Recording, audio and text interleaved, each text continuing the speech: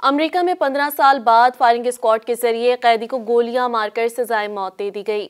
जनूबी कैरोलिना में साबिक गर्लफ्रेंड के वालिदैन को कत्ल करने के जुर्म में सजाए मौत पाने वाले मुजरिम की सजा पर अमल दरामद कर दिया गया।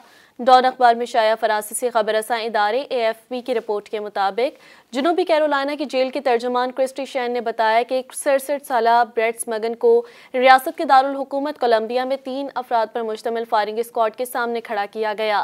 क्रिस्टी शैन ने बताया कि शाम 6:05 पर गोलियां चलाई गईं और सगमून को शाम 6:08 पर एक डॉक्टर ने मुर्दा करार दिया। 2001 में दोहरे कत्ल का एतराफ़ करने वाले स्मगन सुप्रीम कोर्ट के आखिरी लम्हात में सजाए मौत रोकने की दरख्वास्त की, लेकिन अदालत ने इनकार कर दिया था।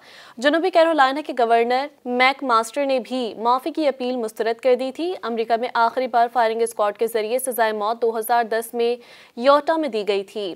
सन 1976 में सुप्रीम कोर्ट की जानिब से सजाए मौत बहाल किए जाने के बाद अमेरिका में ज़्यादातर सजाए मौत मोहलिक इंजेक्शन के जरिए दी जाती रही है।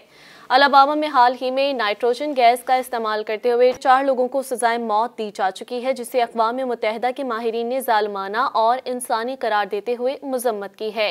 इस तरह की सजा पर अमल दरामद नाइट्रोजन गैस को फेस मास्क में पंप करके अंजाम दिया जाता है, जिसकी वजह से कैदियों का दम घुट जाता है।